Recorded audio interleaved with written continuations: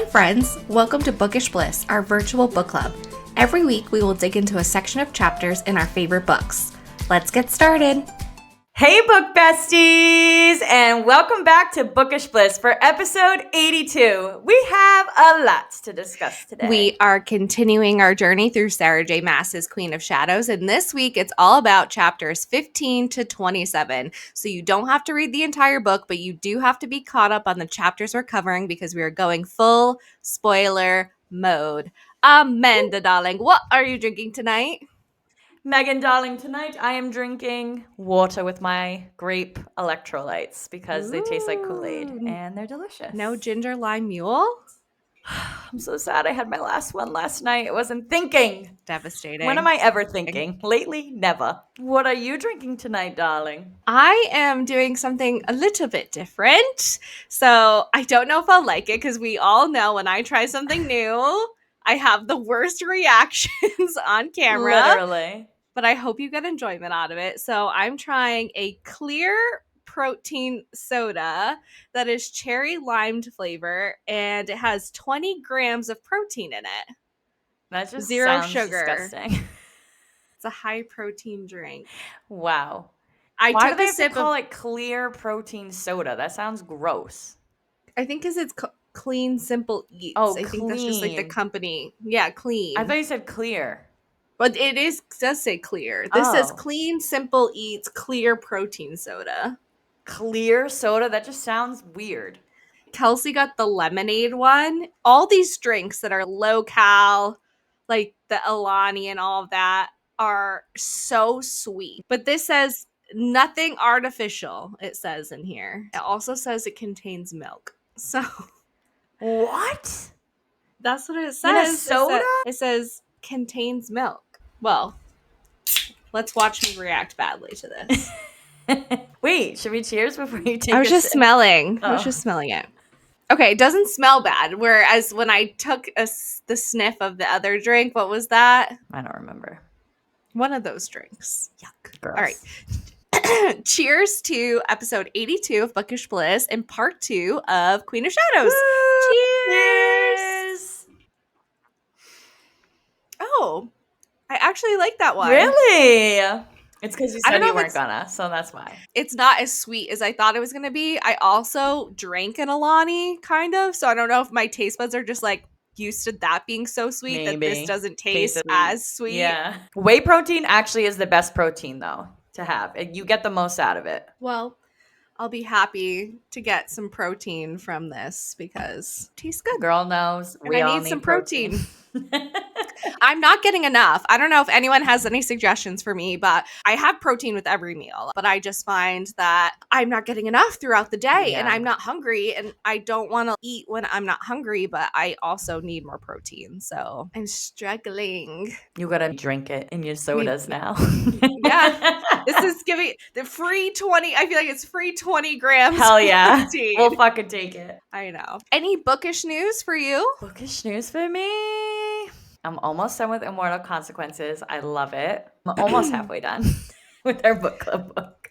I finished our in-person book club book today. I cried 3 times reading If It Makes You Happy by Julie Olivia. Guys, Megan literally Snapchatted me bawling her eyes out. I'm like, what now?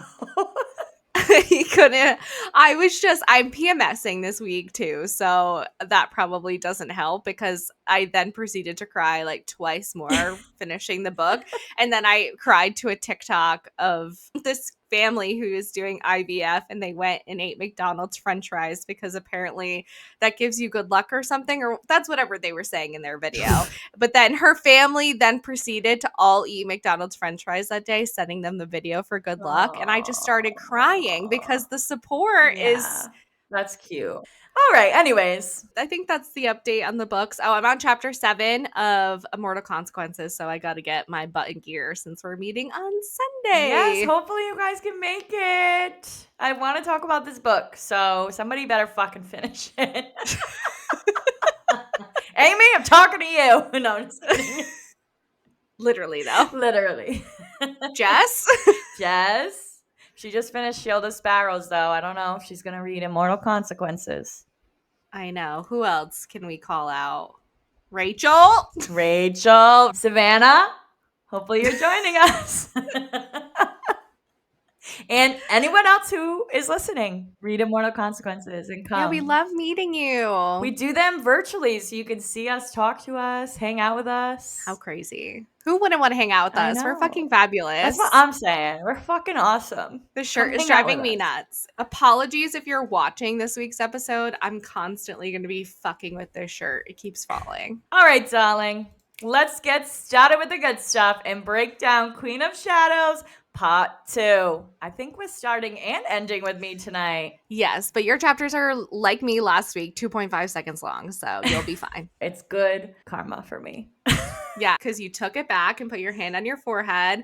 Yep, I did good things. And took back what you Go, said Rowan. in Final Woo! Shadows. We meet him again. In Final at the end of Shadows. this episode. Final thoughts. In Final Shadows. Is that what we should call it? I'm just kidding. Yeah. Final Shadows. Or the shadow of our thoughts. That will be fleeting and we won't remember. Legit. All right, here we go. Chapter 15. Nice, short, sweet stop. Adian's guards prepared him for his execution, bathing and dressing him. He saw an opportunity to use a razor to slit his own throat while they shaved him, but his attempt was thwarted. The king gave him a stool to sit on, which Adian saw as a courtesy, but also as a potential weapon. So he sat next to the sword of Orinth, which was to be used for his execution, and waited for the right moment to meet his end on his own terms. Shoot.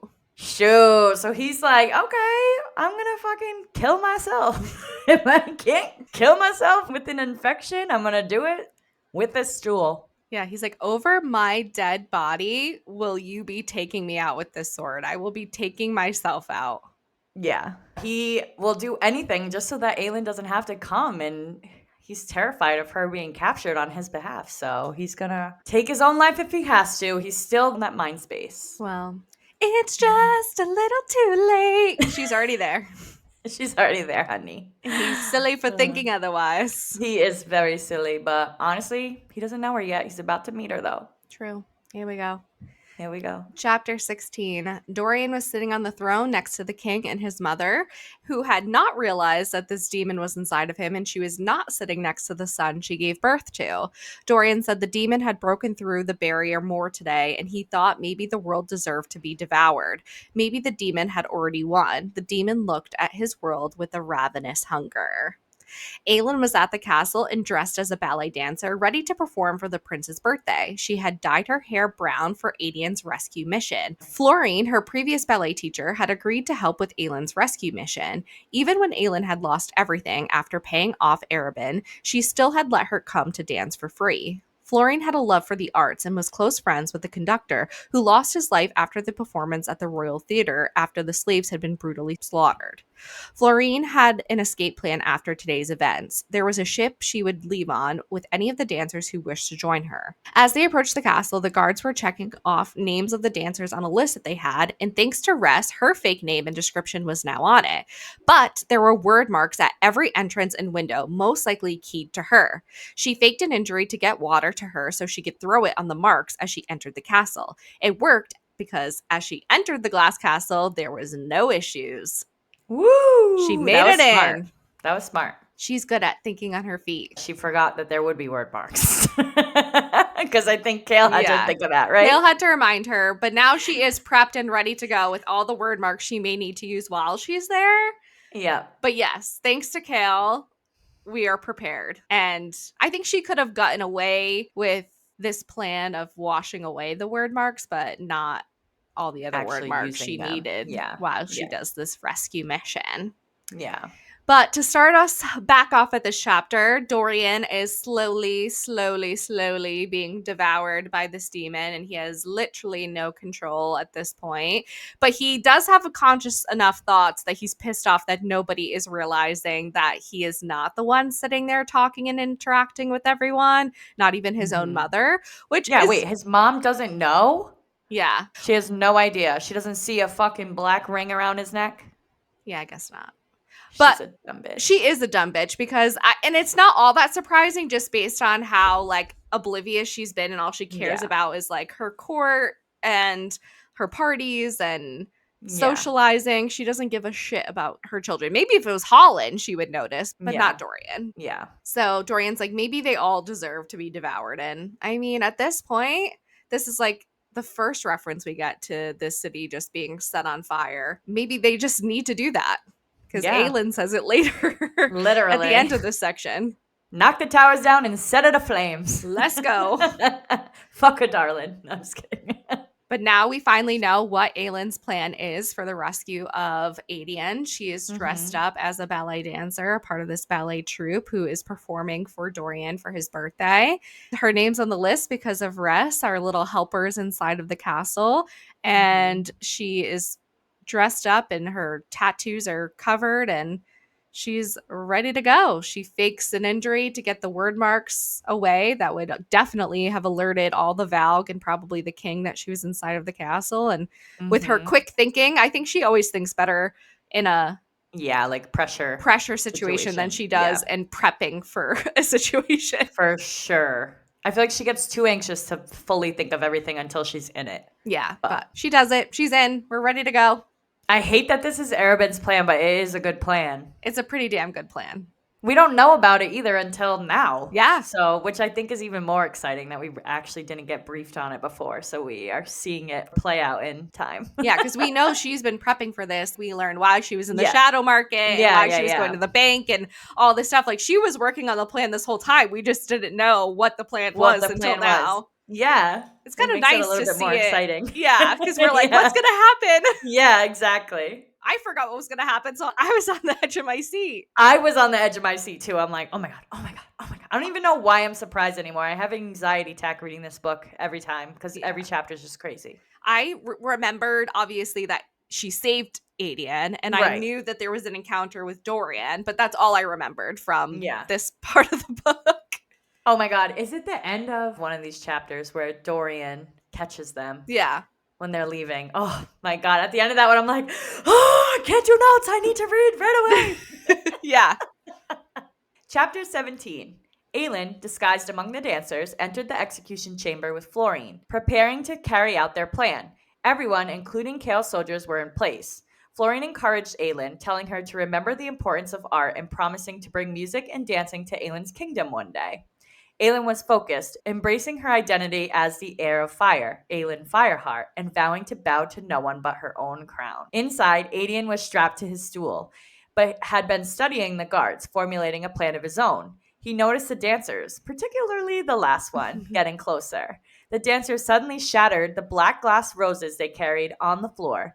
Adian grinned at his queen as the entire room went to hell. Honestly, all the dances around, I'm kind of shocked that the king wasn't like side-eyeing what was going on. Oh, because especially they were throwing the dust powder. Yeah, like the dust everywhere, and then they have these roses, and then they're smashing them, and it's making all this smoke. But like before that, these people are just randomly going all over the, like, I don't know. She's getting closer to Adian, and nobody's doing anything? Well, because she went and changed her outfit. She ducks behind like a curtain and changes Okay, into. yeah, so she's not an actual dancer doing this. No, Okay. she dresses up as like a male, like merchant or Yeah, something, yeah. and so she's moving through the crowd that way. Okay, good. And Because like, I'm like, I was confused myself. I'm like, how is nobody stopping this dancer? yeah, she like asks a guard or like pretends when she gets like closer to the stage that she dropped something or forgot something or whatever, and so they just like don't pay her any attention. Yeah. I love that Adian knows it's her, though. He's Yeah. like, I know that person there, even though you don't really know, but you know. Yeah, because her hair's brown and now she's dressed like a man. Yeah. I love that Florine, too, is like, when you're running your own kingdom one day, I'm going to take the arts and the music and the dancing over to your kingdom and make sure you appreciate it over there. Which, like, obviously she's gonna. She's obsessed with the theater. She's obsessed with dance. Yeah. Of course she's gonna celebrate the arts once all this is over. Yes. But what's Adian gonna do? The room's about to go to hell. I don't know. Let's see. Chapter 18. It wasn't just the glass flowers that had the reactive powder in it. It was also the dust the dancers had been sprinkling around that caused the smoke to erupt through the room. It was so thick that she could barely see a foot in front of her. Aelin noticed that there was no block collar wrapped around Adian's neck, but as the clock tower struck, she went on the attack as chaos ensued around her. As she approached the platform to retrieve Adian, he had taken down some of the guards as she continued to battle her way to him. She used a word mark spell to unlock the chains from his ankles, but she would have to handle his wrists once they got into the garden. Adian has her grab the sword of Orinth, her father's sword, which she gives to him to hold as she continues with her escape plan. Aelin knew Adian was hurt, which she stated made it easier for her to kill them. Aelin yelled, "Fire, fire, fire," so that people would panic further, but also throw water on the word marks that would prevent their escape. Genius. They reached the gardens, and she knew that they needed to avoid the archers, but also battled the guards that awaited them there. After she took them out, she removed the cuffs from Adian's wrist, which he thought was a nifty trick. She was about to laugh, but she heard footsteps coming up the path. It wasn't the guards, it wasn't the king, it was Dorian. Dun dun dun. Not the Dorian we know and love. No, not the Just his Dorian body. that I'm in love with. Yeah, just his beautiful face. Yeah. And those luscious abs. No, I'm just kidding. Yeah, and his gorgeous hair. But the personality sucks. Oh, I hate being in his POV. It's so sad how confused and sad he is. Yeah. So, Aelin, our girl, I love how it's like, and the clock struck once and I was off battling. I know. And the clock struck twice and I killed 16,000 more people. The drama. The drama of this chapter. But by the time she reaches the platform to like get Adian, he's already standing and took out the guards behind him. He's like, I'm not useless. I'm hurt, but I still got it. Yeah. So everything went smoothly. Getting him out, extracting him from the platform and out into the gardens, like everything went as planned. Like there was no hiccups. No. So none. And it was so smart for her to yell, fire, fire, fire. It's so smart. People are So panicked. Smart. The smoke is everywhere. Nobody can see a thing. Chaos is just everywhere. Now they're throwing water on these word marks so she can get out. What do you think the king's doing in this moment? Do you think he's just running away? I think protocol probably would be to extract the royal family when chaos starts ensuing. I think even if he wanted to stay, the guards are probably instructed or have like contingencies in place of how they take out the queen, the king, and Dorian. Yeah. Because Dorian got out at like to be able to reach them in the gardens at the end of this, he obviously was taken out quickly. Yeah. And not stuck in the masses. That's true. Good point. Good point. But yeah, I was like, this is going too well. And you know, when things are going too well, something is about to happen. And sure shit, here's Dorian. Mm-hmm. Demon Here's Dorian. Fucking Dorian.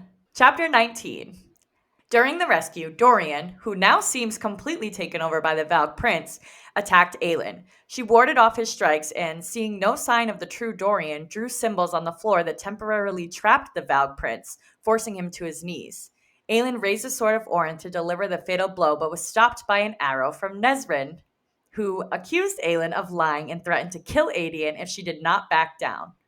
Aelin lowered her sword, grabbed Adian, and fled, knowing she would regret sparing the Valk Prince. They reached the edge of the castle grounds, which were marked by a blood-inscribed word mark, and cloaked themselves as they ran into the city's birthday celebrations. Disguising themselves as drunken revelers, they made it to a black carriage 4 blocks away. Inside, Aelin shoved Adian into a hidden compartment as Lysandra quickly helped Aelin disguise herself as a courtesan to evade the king's guards who were stopping all carriages. After successfully passing the checkpoint, they switched to a carriage driven by Kale's men. Aelin and Kale went on foot for a few blocks from the apartment, helping to move Adian the rest of the way. Later, after her bath, Aelin put on Sam's old clothes and met with Kale. Lysandra had tended to Adian's wounds, and Kale was furious that Aelin had intended to kill Dorian, but Aelin maintained that Dorian was gone. Unable to accept this, Kale argued with her before leaving for the rooftop to take the first watch. In that moment, Lysandra realized Aelin's true identity, learning that Arobynn had known all along, but Aelin explained she couldn't risk telling her before Adian was safe. So Dorian seems completely gone to Aelin in this moment. And she's like, I'm fucking taking my chance. And Yeah. honestly, I don't blame her, Well, especially after reading Dorian's chapter after. yeah, he was throwing Valg magic at her. Yeah. And thankfully, she had covered herself in word marks herself to Yeah. like block the magic, but it kept Right. like Yeah, it's like disappearing. warding off of her. So she's just like covered in these marks that basically won't let her get touched. Yeah, but the more he strikes her, like the less effective it's being. Right. So she's like, I'm giving you one chance to show that you're still there. And For he a whole minute. doesn't. Yeah. She at least tried. She attempted to give him some time. That I think was the best she could do, honestly. Yeah, I wish that it had been Kale that had come in. Obviously, it was easier for Nezrin to sneak in to stop Yeah. Aelin from potentially killing Dorian, but I wish that Kale had been able to see him In like action. this. Yeah. Yeah. Yeah, because he still hasn't interacted with him at all. No. But I feel like he's so delusional at this point, though. Like, this whole thing doesn't make sense to him without Dorian being king at the end of the day. So he cannot wrap his head around Dorian not being okay. Yeah. But unfortunately, even Dorian disagrees with you, Kale. Which we will find out later. But for now, she gets him on his knees. Nezrin comes in. She's like, fuck, I'm going to regret this later. But she's not going to give up Adian after all that she just went through. So, not that I think Nezrin would have actually killed Adian, but whatever. Too much going on in this time to make a decision like that. Mm-hmm. So they get out. Of course, Arabin's got it all worked out for them. Where Lysandre's in the first carriage. They're getting stopped by all the guards, which made me nervous because they're like, Adian's fucking huge. Where's this guy gonna go? Mm-hmm. Thank God he could fit in like a little cupboard or whatever. Just shove him in. Just shoved him in there. He's literally throwing up, bleeding. He's a Poor huge guy. dude. Literally huge. So how they got away with that, I have no idea. So Lysandra must be fucking hot to distract the guards. I think she is supposed to be pretty hot. So Yeah, I mean, she's a courtesan. yeah. They get into the next carriage, which is where they meet Kale. Then they go on foot because, of course, Aelin doesn't trust even Kale's men to know where the apartment is. So they go the rest of the way on foot. And she goes right for the bath. Of course. Gotta get cleaned up after all those markings and blood all over you. Mm-hmm. We get a mention of Sam here when she's putting on his clothes. Even I think Adian notices too. She's like, this looks like man's clothes. Yeah. We get a falling out here with Kale. And honestly, I didn't think it was going to happen this soon. But he is like, you're a fucking liar. Yeah. She's like, dude, he's gone. Like, get it through your thick fucking skull. He's gone. Yeah. She's like, I gave him a full minute to show me that Yeah. he's still in there. Do you know what can happen in a full minute I gave to him? Literally. Like, that was a weakness on my behalf because of how much I love Dorian. Yeah. And like, he's like, no, he can't accept he it. just thinks that, like, she doesn't care about him. Yeah. But Which really, is she not true. does. Yeah. No, it's just definitely true. I feel like she cares so much about him that that's why she wants to kill him. Yeah. Because she knows that even Narak was like begging her for it. And now she's going to let Dorian suffer? No. Yeah. But there's nothing we can really do. Not at this time. Not at this time. So Kale's going up to the roof to take the first watch. And this is where Lysandra kind of gets a glimpse of the real Aelin. Now that she sees Adian and Aelin kind of interacting, now she knows who she truly is. She knows Arabin knew the whole time. She kind of knew, I feel like. But Yeah. this confirmed it for her. Was it because she said queen that she knew she was Queen of Terrasen? Well, she's like, she says, Aelin? I know what your real name is, Aelin. Without After she said queen, after she says, I'm not your queen to Kale. Yeah. But then she's like, I know your name is Aelin. So I feel like she puts it together once the word queen is said. I don't think she knows. I think she knows after she's like, queen, what do you mean queen? And then she's like, oh, I know who the queen is. Yeah, I don't know. Or she just knows.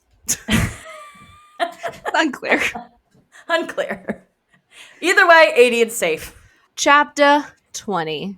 Alide was on her way to the area to deliver a letter that had come in for Manon. We learn in this chapter how bad Alide is struggling with the steps in Marath due to her bad ankle, leg situation. And we also learn about a woman named Fanula who used to take care of her. She had been locked in a tower when her family's lands had been taken from her. Her uncle, her dad's younger brother, had become a loyal servant to the king and had taken her title, which should be Lady Pernath. She felt like none of the court from Terrason, the little that there was left, even remembered that she existed. She thought they assumed she was dead like Aelin. She had thoughts of running away once the next caravan arrived with their supplies. She just hoped she survived until then and that her Uncle Vernon hadn't dragged her here for a wicked purpose. Suddenly, Manon popped out of nowhere and scared Alide. Alide handed Manon her letter, which she knew she didn't read. Alide confesses that she cannot read as she was 8 when her lesson stopped. Fanula had not been able to read, but she taught her everything else, how to read people, listen, etc. Manon shows her the letter and says that the writing on the outside says her name and tells Alide that if she sees anything else like this to bring it to her. Manon also tells her to stop her fake stammering. Manon asks about where her mother was from, and she tells Manon that she was from Rossamel, which is a northwest region in Terrason. Abraxas pops in and is hangry, but when he sees Alide with her legs and the chains on her, he lays down on the ground and rests his head 10 feet away from Alide. Manon tells Alide that the king made the wyvern and it doesn't matter how they exist. They do. Alide tells Manon that Abraxos does not seem evil, and Manon said that something went wrong when he was made. She calls Abraxos a soft-hearted worm and remembers that the Kraken Witch had told her that they were made this way. She tried to forget, but she couldn't. Manon went to visit Ghislaine, who was their resident reader and knower of all Manon wanted to know about the Valg. She gives her a history of what we already know of how the witches were created, by the Valg forcing the Fae to have their kin. Ghislaine hoped that if the Valg found their way into this world again, someone would find a way to send them back. The Valg should never be considered allies. Manon tells her how the Duke wants a Blackbeak coven to bear the children of the Valg, and she has 2 days to decide which coven. Ghislaine looked pale. But the next day, word had spread of the decision Manon needed to make, and a newly arrived Yellowlegs clan wanted to volunteer to be the first to be tested on carrying the Valg Witch babies. The Duke was not happy that Manon did not choose a Blackbeak clan because that is what he wanted. The Duke said that they were doing all of this because they can, that this world needed to be improved. Manon did not miss the world comment and how one day they might need to fight the very people who helped them get their land back, and what would become of the Valg Witches in that world. I don't want to know. Oh, so much in this chapter. Yes. But we get a pretty good background of Alide and how she fared after Terrason was basically torn to pieces and her people were slaughtered, which was not very well. No. She should be the lady, but Yeah. she does not hold the title because her uncle stole it by becoming loyal to the king and watching Like her father be murdered. Disgusting. But I kind of brother. love this like bantery relationship that Manon and Alide are creating. Obviously, Alide is scared shitless of her, but Manon like seems to also have a soft spot for her, just like Abraxos seems to have a soft spot for her, because Manon's like, you see chains in a leg and you become a soft-hearted worm, like, get it together.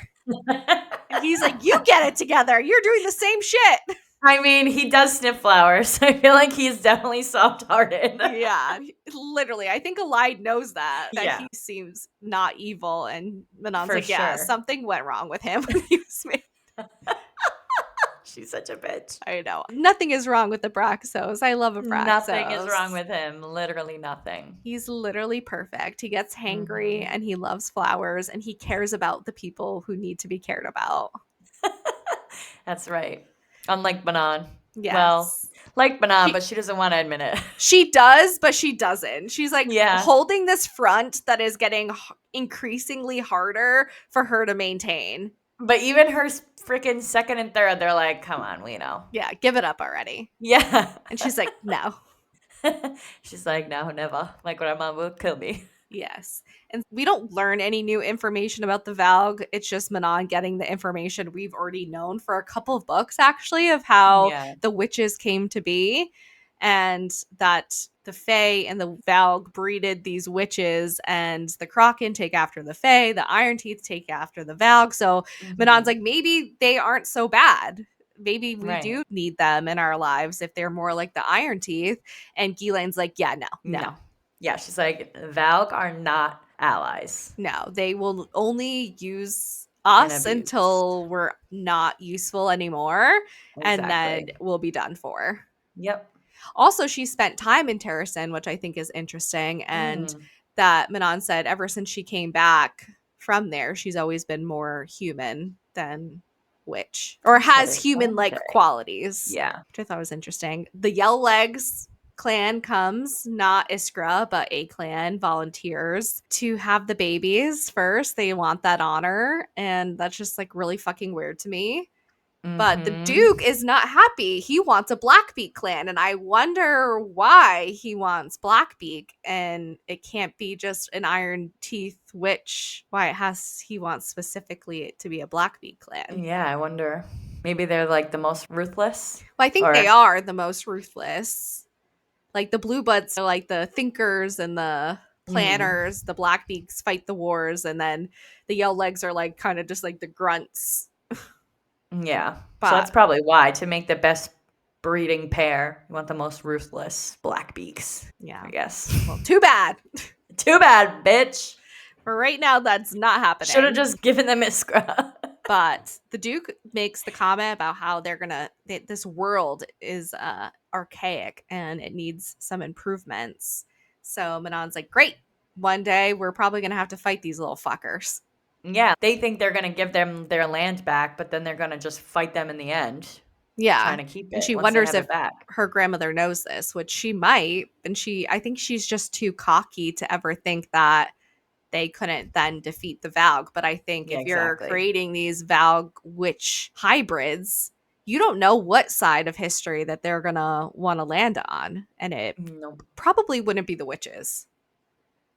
Probably not. Yeah. Not good. Chapter 21. Dorian struggled against the Valg prince possessing his body, unable to communicate with Aelin. He felt immense relief when Aelin prepared to strike him with the sword of Orinth, viewing it as a moment of release. However, his hope turned to bitter disappointment and hatred when Nezrin's intervention caused Aelin to lower her sword and flee with Aedion, leaving him trapped with the demon. Despite his continued imprisonment by the Valg prince, Dorian refused to remember her name, even under questioning from the king. He recognized that Aelin left with good reason. The Valg prince planned to feed on her and hand her over, but his overwhelming feeling was one of wishing she had granted him death. Here's the chapter where I'm like, Kale, you have an egg on your face because that's not what Dorian wanted. He wanted to die, just like Aelin said. Mm-hmm. But And it's so I sad. don't want Dorian to die. I don't want him to die, of course not, but I'm saying like I just feel so bad for him. Yeah. I can understand why she would want to kill him Yeah, for sure. because not only did she take Nurok's life and literally he begged her, but I think she says he looked so relieved too, like Hmm. in his eyes when she was ending his life. So I'm like, she could have had that with Dorian. I know. But Kale would have fucking ripped shit. He would have really set a darling on fire. So Yeah. He would have gone on a rampage.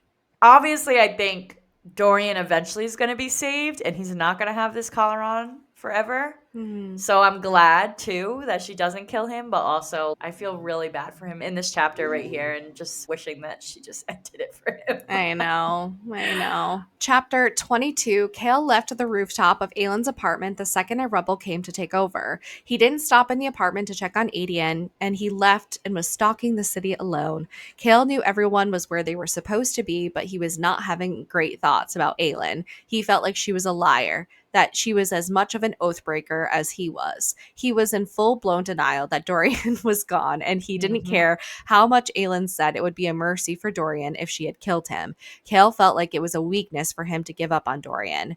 Kale was in the fighting mood and went to go find some Valk to kill, but when he got to their normal nest in the tunnels, he couldn't find any. Kale should have thought of the cost of Aelin making a fool of the king and his men. Kale was on the move again and made his way to Nesrin's father's bakery. The guards had come to her father's bakery but deemed him not responsible and left. Kale filled her in on how Kale filled Nezran in on how the Valg nests were empty, but Nezran stayed positive and told Kale that they would find them again tomorrow. Nezran was surprised Kale wasn't with his friends, but he said that they couldn't be friends without trust, even though he went to Arabin again after Aelin asked him not to. The information Arabin had given him was correct. Aelin did try to kill Dorian. Nezran tries to bring Kale to reality in a world where Aelin is correct. Kale feels then that all of this would have been for nothing. Nezran said that she doesn't care for Dorian as Kale does, but she will mourn what Dorian represents for the future of their kingdom. If he is gone, if they made a mistake in keeping Dorian alive, she will find a way to stop him and keep getting up no matter how many times people try to shove her down. Nezran said they will start again tomorrow. They will stay the course, but plot a new path. I have respect for her after this chapter. Oh, for sure. She's like, fuck it. They'll keep knocking me down. I'm going to get up again and get up again and get up again and never give up. Yeah. She's like, I will not be treated like I was treated before because of my skin color, because of where I'm from. And if Dorian isn't going to represent this great new world that Kale painted him out to be, if Aelin is correct, even though you can't accept that, I will find a way to stop Dorian if I made a mistake today in keeping him alive. Yeah. It's not going to be easy to get No, that fucking thing off him. it's definitely not going to be an easy path, but I have, so much respect for her. She's like, we're going to Yeah. stay the course. We know what needs to be done. We're just going to plot a new path. We'll find a different way. There's has to That's how be you different survive. You have to options. be, you have to be adaptable. You have to be able to like You can't take the sulk. emotion out of it. Yeah. Yeah. Yeah. She's like, But stop sulking. obviously, that's Dorian's boyfriend. So They're he gets a little lovers. upset. Yeah. But it is concerning that these Valg nests are currently empty and the people or the prisoners Kale thought that would be in there are gone. He's like, Mhm. why did I think that they would be gone? Like, where are they? We need to find them. And Nezran's like, let's go to sleep. It's been Yeah. a long day and we're going to regroup in the morning. Yeah. Which is exactly what Kale needs in his life. A girl like her. Exactly. To be like, bro, you're being delusional. Go to Yep. sleep and we'll fix it Yeah. tomorrow. Hopefully, a little bedtime, little nights will fix your attitude. Yeah. I doubt it, Bring you but to your senses. hopefully it helps a little bit. Yeah. Chapter 23. Adian awoke to find a sleeping Aelin beside him. As soon as he whispered her name, though, she was instantly awake, demanding thanks for her spectacular rescue. The two shared a laugh, taking in the sight of their only living family member. Aelin started and told him everything. With Kale, Lysandra, and Nezran nowhere to be found, Aelin and Adian talked until their throats were coarse. She cooked for him and bullied him into drinking water. Aelin then asked if he was ashamed of the things she had done, but Adian told her he could never be ashamed, saying she was perfect. Whatever she had done to survive, or even for her own selfishness, he's okay with it. Mm-hmm. With tears in her eyes, she confessed she missed him every day, and he promised she would never have to miss him again. Oh. No. Aelin was then summoned by Arabin to the pits, in imitation of the vaults, which she had previously destroyed. She brought Kale and Nezran with her, anticipating Arabin expected it. Lysandra, now accompanying Arabin, had to pretend to hate Aelin again. Arabin wanted Aelin to fight a Val guard who frequented the pits to highlight his assassin skills and secure an investment in the new venue. So this is the whole point of this whole encounterment. Mm-hmm. Kale thought the fight was insane, but Aelin told him to stay out of it. Arabin introduced her as a former student of the Silent Assassin, and Aelin, using the name Ansel of Briarcliff, picked her opponent, a Val guard who grinned back at her. It was The biggest Val it was the guard. commander. Yeah, the commander. Valg. I remember Kale saying, okay, Arabin's insane, but she's fucking insane too. Yeah, I Because she literally say that in the next chapter. That's the never next mind. chapter. Sorry, I thought this was I No. thought that was my chapter. See, I get too confused. Yeah. All right, so we're done with Adian's rescue. He's resting. Yeah. They finally They get bond. this chance to bond. Yeah, she tells him basically everything. I think she says, like, who's going to start? Like, you or me? Who's going to go first? She's got the energy right now, so she's going to start. Kale, Lysandra, and Nezran, they're nowhere to be found, so they're just going off. They're just bonding. She says to him, like, are you ashamed of the things that I've done? And he's like, no, you're perfect. You always have been. You always will be. And I don't give a fuck what you had to do in your selfishness. You've been dealt cards and you play them. I love that support. Mm-hmm. He promises she will never miss him again. Okay, cousin. I love it. So now we have this new pits. That's this imitation vault. She destroyed the vaults, but these people still have to get their brutes in line and bet on them and make money off them. So they created the pits. Mm-hmm. She's heading here to meet Arabin, who has this whole plan that he's going to secure an investment in this new venue, basically saying like he can send assassins in and make money off them, and he can rig fights with these assassins. He can do whatever. So he's like, well, let me bring in a top gun that I have and you'll see. Yeah. I love that she uses Ansel of Briarcliff here. I'm like, does that mean some foreshadowing that she's coming back soon?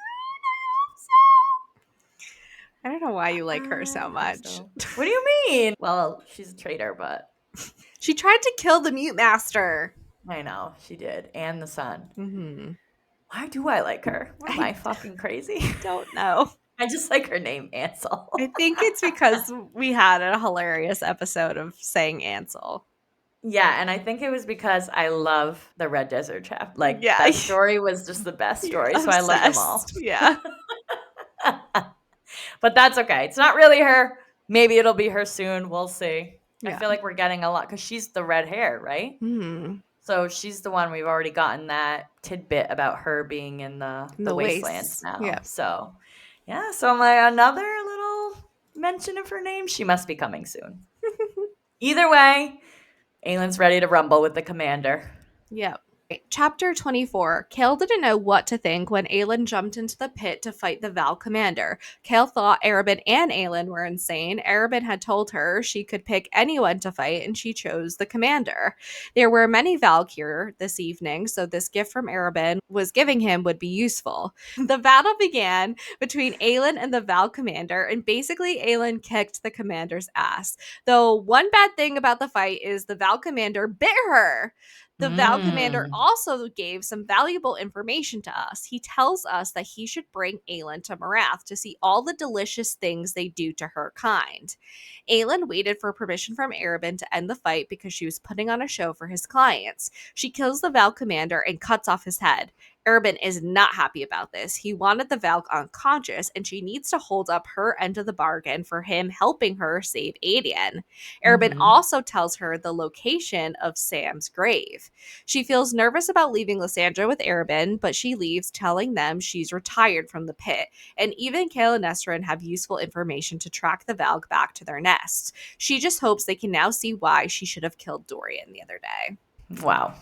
So just a big fight in this, and Arabin being Arabin, the only useful thing that Aelin and Kale learn in this chapter is obviously about Marath, and that's where they're doing the experimenting on the magic wielders, because they didn't know where they were bringing them beforehand. They just knew they were taking them out of Riftholds. Right, yeah. So now that's what happens to all the victims in the nests that they thought were in the nests. They're not there. They're going to Marath.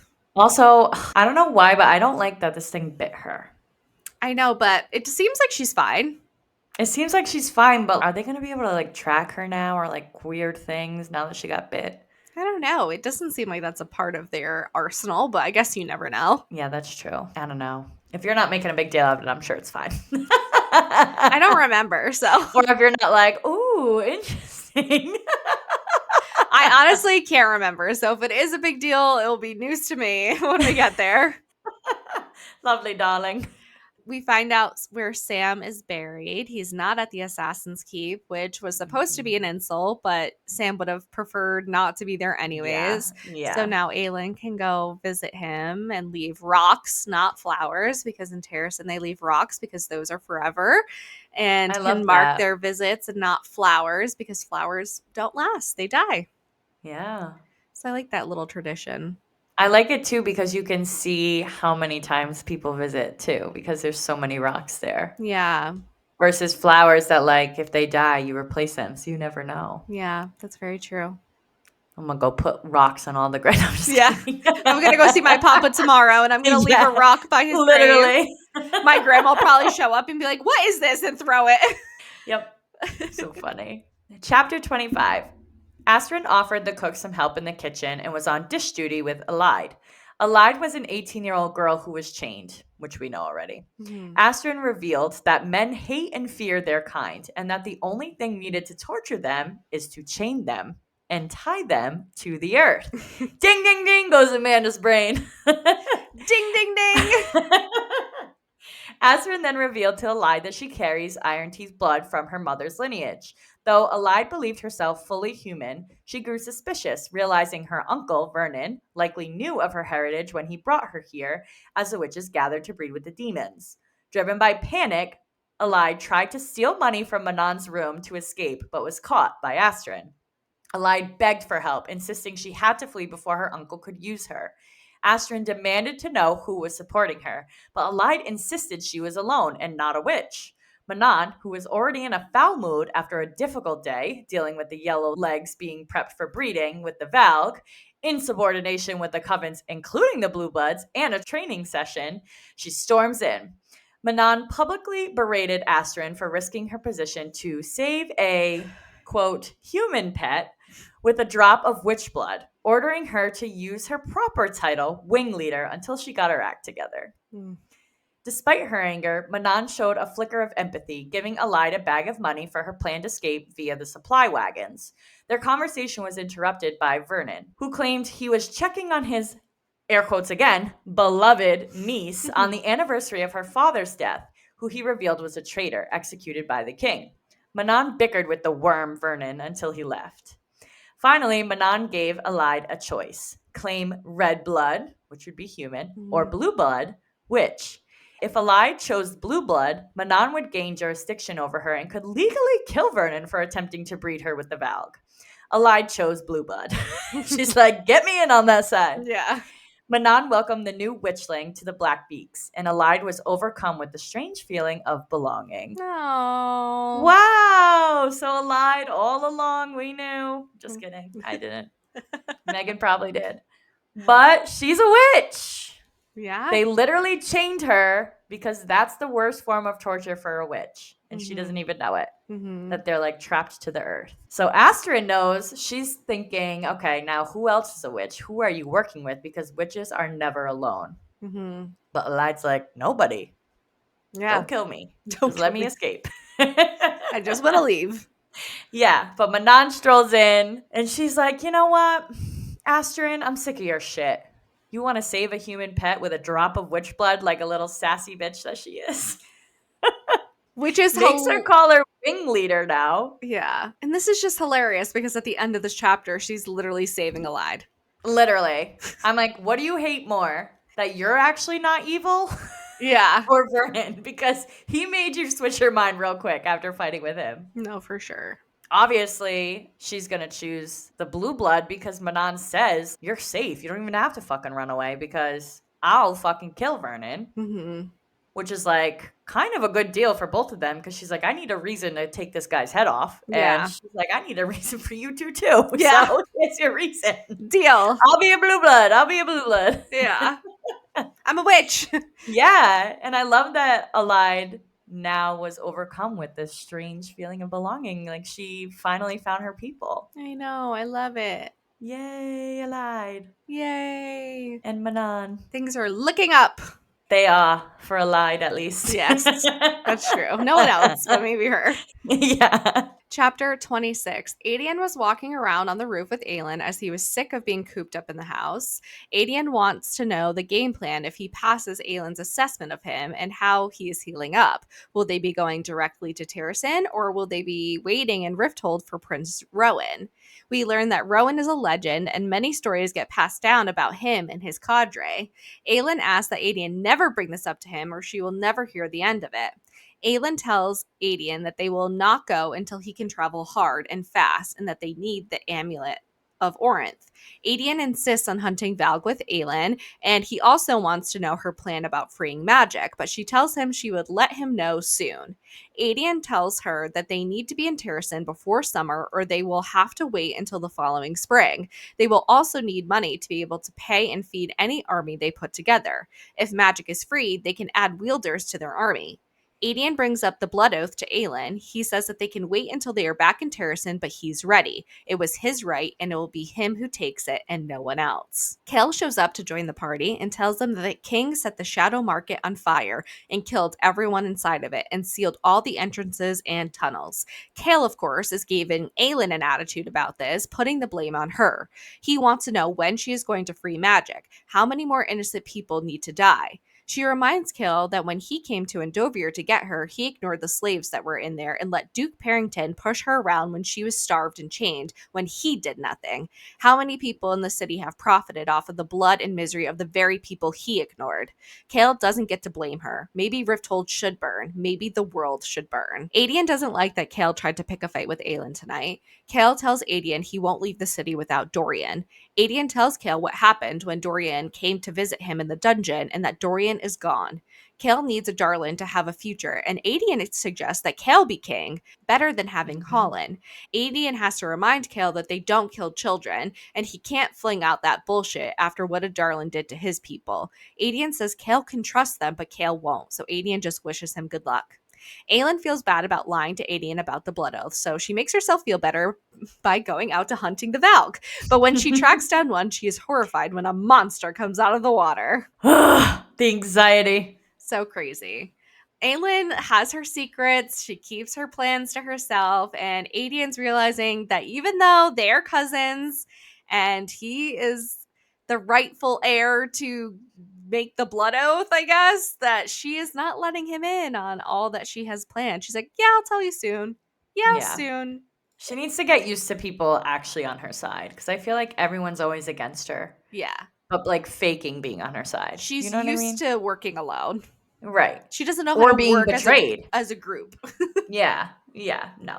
No, she doesn't know how to do that. But I am very not excited for Adian to find out that he is not going to be the one and only to be taking the blood oath that Rowan already has. I know. Why didn't she tell him? Does she just doesn't want to hurt his Yeah, feelings? I think that they're just bonding, and she's like, I don't want him looking at me in a bad way yet. Like, I'm just getting used to having him back and being Yeah. proud of me or not disappointed in me, and I'm not ready to tell him yet. I feel like Adian is so understanding though that he might blow up about it, Mm-hmm. but I feel like he's eventually going to forgive her and be okay. Yeah, I mean, they're She family literally at the end of said the she's day. always perfect no matter what. So Ugh. you can't really say that and then take it back. No takebacks. No take backs. Ugh.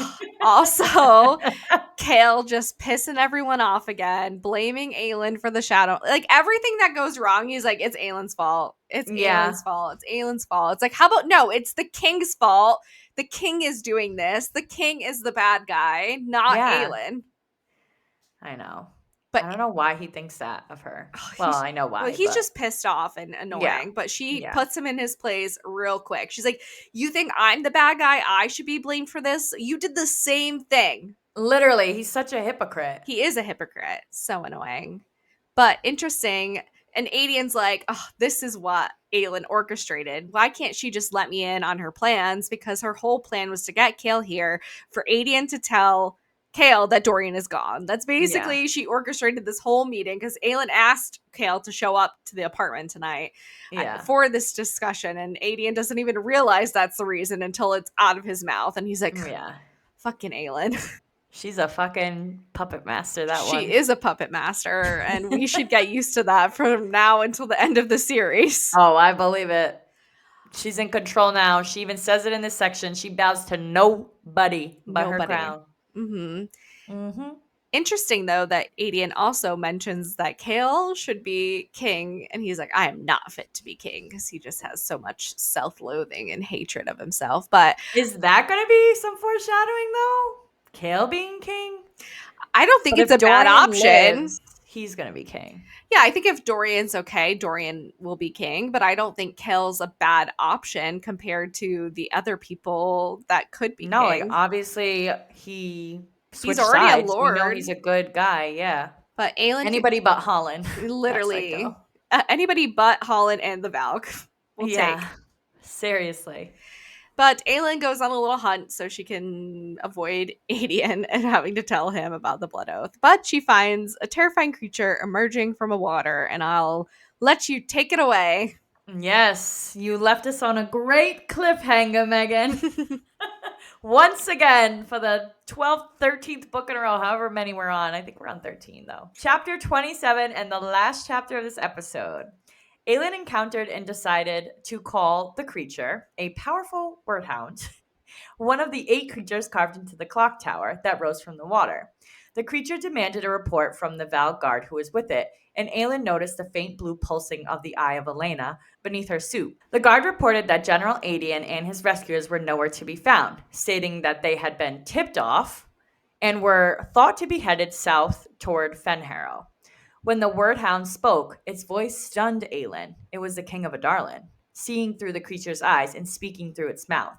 Aelin decided to capture the Val commander for Erebin, letting Kale and Nezarin hunt the others, but not before she could speak to one alone.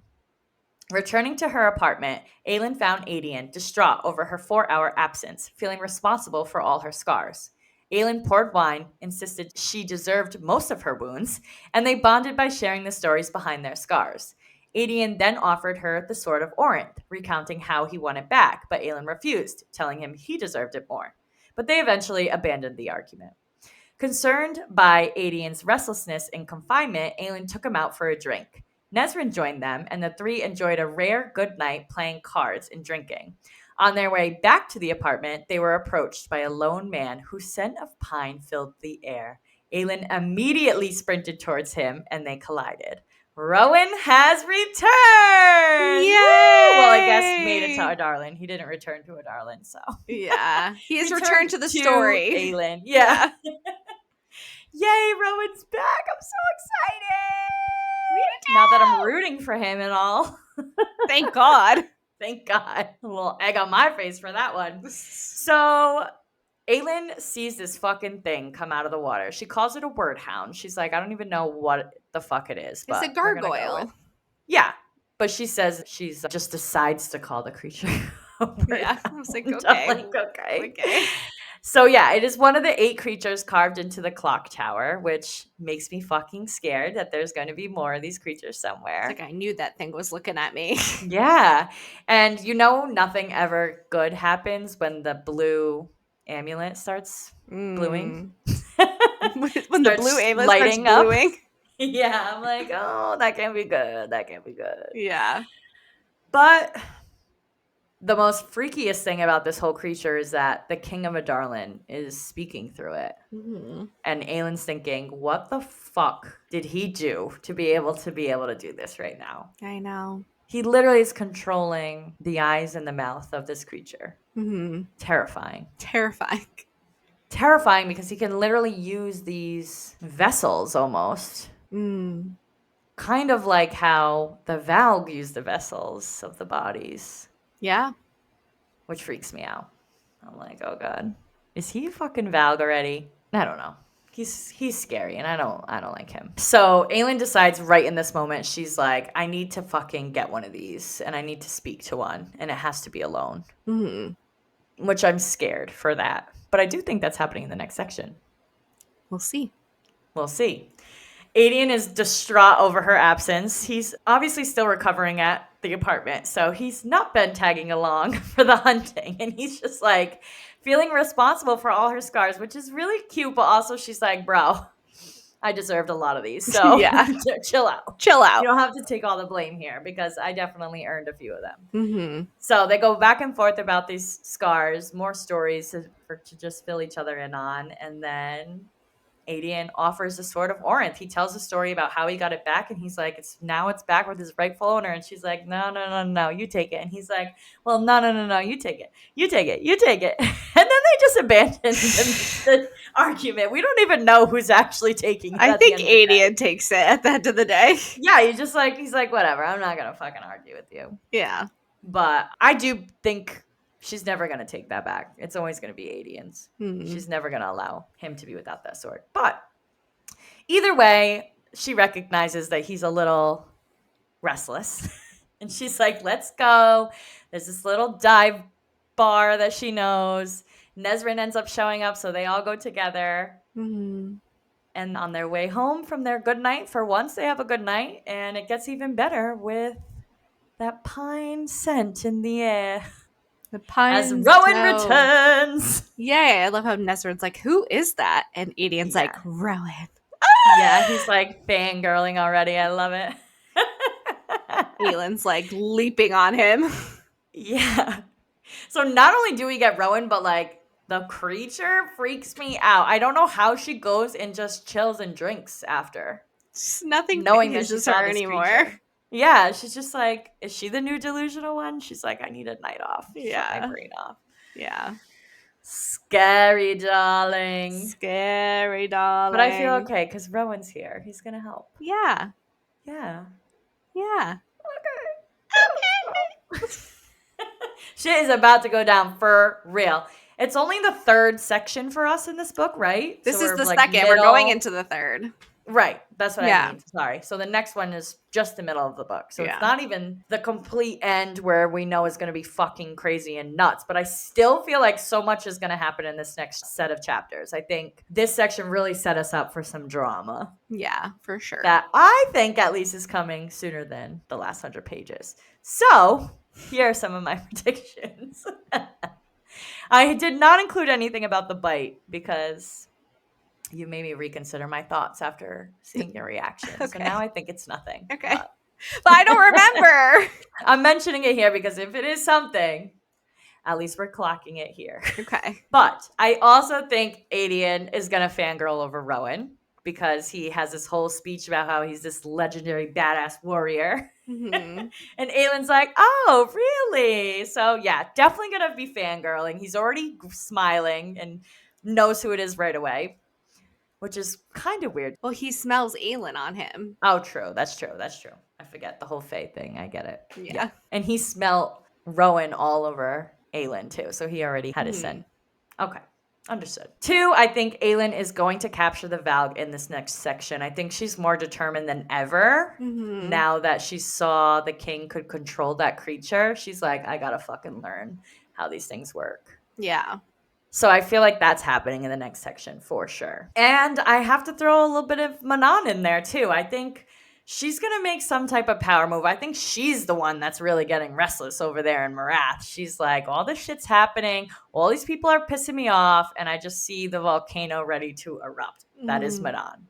So I think she's going to make some type of power move in the next section, whether she stops the breeding or defends Allied against the Duke and Vernon. And claims her in front of them or something of that nature. Yeah. So, yeah. We'll see. Gonna be a crazy next section. Hopefully, I'm right about at least one of these things. But that's all we have for you today. Please let us know what you think by leaving us a review and comments on any of the platforms you are listening/watching on or on our social media pages. This helps tremendously to get the word out and lead more listeners to find our show and tune in. And come join our book club Discord. You can find the link in our bios on Insta and TikTok. And this month we are reading Immortal Consequences by I.V. Marie. We're meeting on Sunday, so hurry up and finish. Yep. We love chatting with you guys, so don't be shy. Don't forget to email, follow, subscribe, rate us 5 stars, and tell all your friends about us. And we hope the rest of your day is blissful. Bye. Thank you so much for listening. Join us next week for part 3 of Queen of Shadows by Sarah J. Maas, covering chapters 28 through 40. Happy reading!